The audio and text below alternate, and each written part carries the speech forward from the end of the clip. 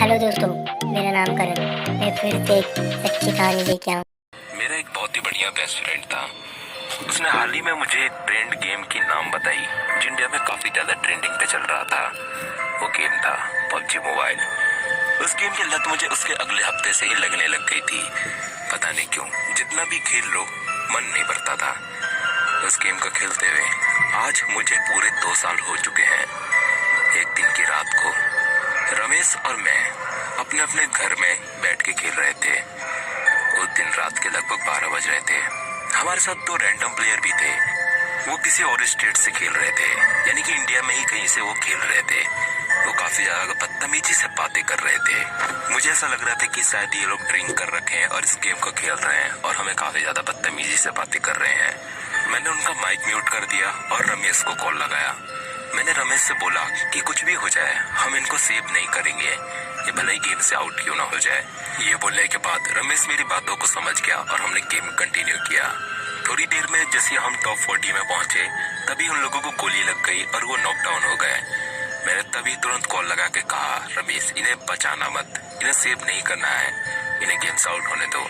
अभी मैं कॉल से बात ही कर रहा था तभी एक अननोन नंबर से मेरे पास कॉल आता है। मैंने रमेश की कॉल को होल्ड कर दिया और उस कॉल को पिक किया। वो उसी का कॉल था जो बहुत ही ज्यादा बदतमीजी से बात कर रहा था, जो हमारे साथ अभी इसी वक्त गेम में खेल रहा है। मैं 2 मिनट के लिए ये सोचा कि इसे हमारा नंबर कहाँ से मिला। उसने बोला, ये तुम सही नहीं कर रहे हो। तभी उसने मुझसे बोला, उसने डायरेक्ट मेरा नाम लिया और मुझसे बोला, तुम ये सही नहीं कर रहे हो, तुम्हें मुझे बचा लेना चाहिए था। तभी मैंने उसी समय कॉल फॉरवर्ड कर दी रमेश को। रमेश से सारी बातें सुन रहा था जो मुझसे बातें कर रहा था। वो और ज्यादा बदतमीजी से बातें करने लगा था। तभी मैंने उसका कॉल काट दिया और नंबर ब्लॉक कर दिया। फिर से एक बार और कॉल आता है। इस बार कॉल उसी का था। मैं सोच के हैरान हो गया कि ये कॉल तो मैंने ब्लॉक कर दिया, फिर ये क्यों आ रहा है। उसने बोला, तुमने मेरा नंबर ब्लॉक करके अच्छा नहीं किया, तुम काफी ज्यादा पछताओगे। तभी मैंने अपना मोबाइल स्विच ऑफ कर दिया और उसी समय रात के लगभग 1 बज रहे थे। मैंने अपनी बाइक निकाली और रमेश के घर चला गया। मैं रमेश के पास जाके सारी बातें बताई। रमेश ने बोला, ये बात तो थोड़ी डाउटफुल ही है, पर मेरे को ऐसा लगता है कि वो कोई हैकर है। मैंने बोला, तुम सही बोल रहे हो रमेश। रमेश ने उसी समय बोला, शायद वो हमारा पबजी खेलते वक्त कॉन्टेक्ट नंबर या फिर हर चीज को एक्सेस कर रहा होगा, इसलिए उसे हमारे सारे डिटेल्स पता है। मैंने रमेश से बोला कि काफी रात हो गई है, अब मुझे घर जाने में थोड़ा टाइम लग जाएगा, इसलिए मैं आज की रात तुम्हारे साथ सोऊंगा। रमेश खुशी खुशी हाँ बोल देता है और वो अपने बेडरूम में थोड़ी सी जगह मेल ले देता है। मैं आज की रात उसके साथ सोने वाला था। हम लोग अब लेटे लेटे थोड़ी सी बातें कर रहे थे। तभी मेरे मोबाइल पे एक और कॉल आता है। इस बार ये वीडियो कॉल था। मैं तो ये सोच के काफी ज्यादा हैरान हो गया कि मेरा मोबाइल तो स्विच ऑफ था, ये कॉल कैसे आ सकता है। उस कॉल में फिर से वही इंसान था, पर उसका चेहरा कुछ साफ दिखाई नहीं दे रहा था, वो थोड़े अंधेरे में था। उसने एक भारी सी आवाज में बोला, चिकन डिनर मुबारक हो गाइस, मेरी मौत ने तुम्हें चिकन डिनर दिला दिया, अब बारी है मेरी चिकन डिनर करने की। तभी मेरे दोस्त ने बोला, अबे ओ पागल, तू जानता नहीं हम कौन है, अभी 2 मिनट में तुझे अंदर करवा दूंगा। तभी मैंने रमेश को इशारा करके बोला, ऐसा मत बोलो। अब जिसने वीडियो कॉल किया था उसने आखिरी बार आखिरी शब्द बोला कि आज की रात रमेश की सबसे खतरनाक और मुश्किल भरी रात होगी। ये बोलने के बाद कॉल अपने आप ही कट जाता है और रमेश काफी ज्यादा डर जाता है। रमेश को थोड़ी देर बाद वॉशरूम आती है। वो वॉशरूम करने जाता है।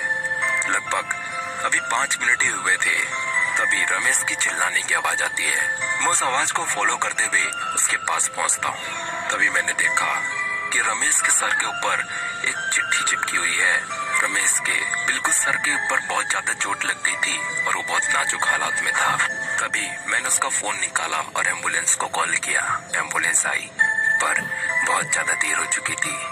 वो अपना दम तोड़ चुका था और मेरे आंखों के सामने ही रमेश की मौत हो चुकी थी। मैंने उसके सर के ऊपर की चिट्ठी अपने जेब में रख रखी थी और मैंने उसको पढ़ा।